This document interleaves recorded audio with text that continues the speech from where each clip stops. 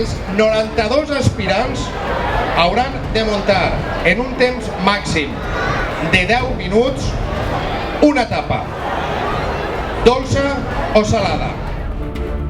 En Carcaixent tenim molt bona mà, molt bona gent, molts bons productes i avui teniu que lluir-se. Bona nit, moltes gràcies i moltíssima sort. Molt bé, pues ara sí que comença Riverchef. Així va elegir-se el millor cuiner no professional de tota la Ribera Alta.